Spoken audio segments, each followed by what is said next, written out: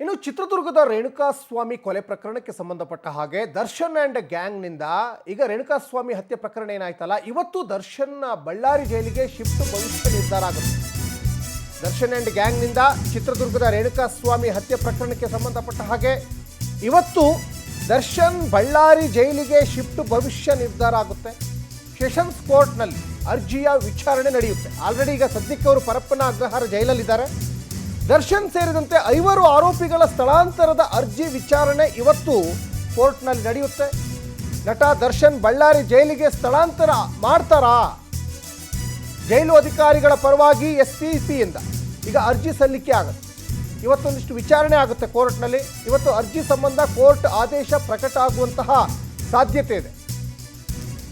Darshan and ಗ್ಯಾಂಗ್ನಿಂದ Renukaswamy ಹತ್ಯೆ ಪ್ರಕರಣಕ್ಕೆ ಸಂಬಂಧಪಟ್ಟ ಹಾಗೆ ಮೊದಲು ಇವ್ರನ್ನ ಅರೆಸ್ಟ್ ಮಾಡಿ ಪರಪ್ಪನ ಅಗ್ರಹಾರ ಜೈಲಿಗೆ ಕರ್ಕೊಂಡು ಹೋಗ್ತಾರೆ. ಪರಪ್ಪನ ಅಗ್ರಹಾರ ಜೈಲಲ್ಲಿ ಒಂದಿಷ್ಟು ಐಷಾರಾಮಿ ಜೀವನ ಮಾಡ್ತಾ ಇರ್ತಾರೆ ದರ್ಶನ್ ಮತ್ತು ಕೆಲವೊಂದಿಷ್ಟು ಅಲ್ಲಿಯ ಕೈದಿಗಳು ಅನ್ನೋದು ಕೂಡ ಗೊತ್ತಾಗುತ್ತೆ. ಹಾಗಾಗಿ ಮತ್ತು ಇದೇನಿದು ಜೈಲ ಅರಮನೆನ ಅನ್ನುವಂತಹ ಒಂದಿಷ್ಟು ಟೀಕೆಗಳು ಕೂಡ ವ್ಯಕ್ತವಾಗ್ತದೆ. ಆ ಸಂದರ್ಭದಲ್ಲಿ ಗೃಹ ಸಚಿವರು ಕೂಡ ಪರಮೇಶ್ವರ್ ಕೂಡ ಜೈಲಿಗೆ ಭೇಟಿಯನ್ನು ಕೊಡ್ತಾರೆ. ಅದಾದಮೇಲೆ ಅವ್ರನ್ನ ಬಳ್ಳಾರಿ ಜೈಲಿಗೆ ಶಿಫ್ಟ್ ಮಾಡ್ತಾರೆ. ಅವರಿಗೆ ಈಗ ಜಾಮೀನು ಸಿಗುತ್ತಲ್ಲ, ಅವರಿಗೆ ಈಗ ಹೈಕೋರ್ಟ್ ಏನು ಜಾಮೀನು ಕೊಡುತ್ತೆ, ಆ ಸಂದರ್ಭದಲ್ಲಿ ಅವರು ಬಳ್ಳಾರಿ ಜೈಲಲ್ಲೇ ಇದ್ದರು.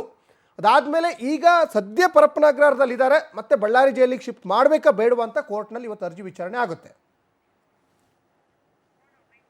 ಈ ಬಗ್ಗೆ ಹೆಚ್ಚಿನ ಡೀಟೇಲ್ಸನ್ನು ನಮ್ಮ ಕ್ರೈಮ್ ರಿಪೋರ್ಟರ್ ವೆಂಕಟೇಶ್ ಕೊಡ್ತಾ ಹೋಗ್ತಾರೆ. ವೆಂಕಟೇಶ್, ಚಿತ್ರದುರ್ಗದ ರೇಣುಕಾಸ್ವಾಮಿ ಕೊಲೆ ಪ್ರಕರಣಕ್ಕೆ ಸಂಬಂಧಪಟ್ಟ ಹಾಗೆ ದರ್ಶನ್ ಆ್ಯಂಡ್ ಗ್ಯಾಂಗ್ ಈಗ ಸದ್ಯ ಪರಪ್ಪನಗ್ರಹಾರ ಜೈಲಲ್ಲಿದ್ದಾರೆ. ಈಗ ಮತ್ತೆ ಬಳ್ಳಾರಿಗೆ ಶಿಫ್ಟ್ ಮಾಡಬೇಕಾ ಬೇಡವಾ ಅನ್ನುವಂತಹ ಅರ್ಜಿ ವಿಚಾರಣೆ ಆಗುತ್ತೆ. ಏನಾಗ್ಬೋದು ಇವತ್ತು ದರ್ಶನ್ ಭವಿಷ್ಯ ಅಂತ?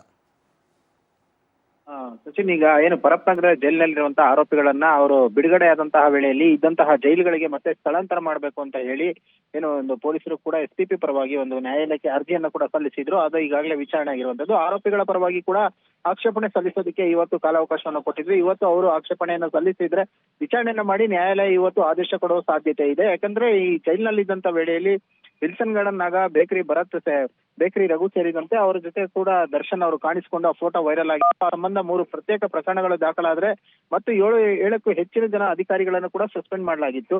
ಅಲ್ಲದೆ ಎಲ್ಲಾ ಆರೋಪಿಗಳನ್ನು ಕೂಡ ಕೆಲವು ಕೇಂದ್ರ ಕಾರಾಗೃಹಗಳಿಗೆ ಕೂಡ ಶಿಫ್ಟ್ ಮಾಡಲಾಗಿತ್ತು. ಸೊ ಈಗ ಮತ್ತೆ ಅವರಿಗೆ ಬೇಲ್ ಕ್ಯಾನ್ಸಲ್ ಆಗಿರೋದ್ರಿಂದಾಗಿ ಪರಪ್ಪನಗ್ರಹಾರ ಜೈಲಿಗೆ ಬಂದಿದ್ದಾರೆ. ಈಗ ಮತ್ತೆ ಅವ್ರನ್ನ ಬಳ್ಳಾರಿ ಜೈಲಿಗೆ ಸ್ಥಳಾಂತರ ಮಾಡ್ಬೇಕು ಅಂತ ಹೇಳಿಕೆ ಇರುವಂತ, ಆದ್ರೆ ನ್ಯಾಯಾಲಯ ಅದನ್ನ ಯಾವ ರೀತಿಯಾಗಿ ಸ್ವೀಕರಿಸುತ್ತೆ ಅನ್ನೋದು ನೋಡ್ಬೇಕು. ಯಾಕಂದ್ರೆ ಕಳೆದ ಬಾರಿ ಲೋಪದೋಷಗಳು ಆಗಿದ್ದಂತ ಸಂದರ್ಭದಲ್ಲಿ ಈ ಬಾರಿ ನೀವು ಅದನ್ನ ಸರಿಪಡಿಸ್ಕೊಳ್ಳೋದಕ್ಕೆ ಆಗೋಲ್ವಾ ಅನ್ನುವಂತಹ ಒಂದು ಪ್ರಶ್ನೆಯನ್ನು ಕೂಡ ಮಾಡಬಹುದು. ಅಲ್ಲದೆ ಇಲ್ಲಿ ಪ್ರಭಾವಿ ಆಗಿರೋದ್ರಿಂದ ಆರೋಪಿ ಇಲ್ಲಿನ ಒಂದು ಪ್ರಭಾವಿ ಆರೋಪಿಗಳ ಜೊತೆಗೂ ಕೂಡ ಸಂಪರ್ಕವನ್ನು ಬಳಸಿ ಸಾಕ್ಷಿಗಳ ನಾಶಕ್ಕೂ ಕೂಡ ಮುಂದಾಗಬಹುದು.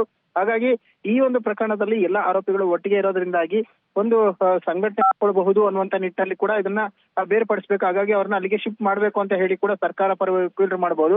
ಆದ್ರೆ ಈಗ ಆರೋಪಿಗಳ ಪರ ಏನು ಒಂದು ವಾದವನ್ನು ಮಾಡಬಹುದು. ಇಲ್ಲ, ಈ ಆರೋಪಿಗಳು ಅಂದ್ರೆ ಈ ಕಡೆ ಬಾರಿ ಆದಂತಹ ತಪ್ಪುಗಳು ಆಗದೆ ಇಲ್ಲ, ಯಾಕಂತ ಹೇಳಿದ್ರೆ ಯಾವುದೇ ರೀತಿಯಾದಂತ ಸುಳ್ಳನ್ನು ಹೇಳಿಲ್ಲ ಅನ್ನುವಂಥದ್ದನ್ನು ನೋಡ್ಬೇಕು. ಆದ್ರೆ ಇವತ್ತು ಏನು ಆದೇಶ ಬರುತ್ತೆ ಅನ್ನೋದನ್ನ ನೋಡ್ಬೇಕಾಗಿರುವಂತದ್ದು. ಸಚಿನ್, ಧನ್ಯವಾದ ವೆಂಕಟೇಶ್ ತಮ್ಮೆಲ್ಲ ಡೀಟೇಲ್ಸ್ಗಾಗಿ.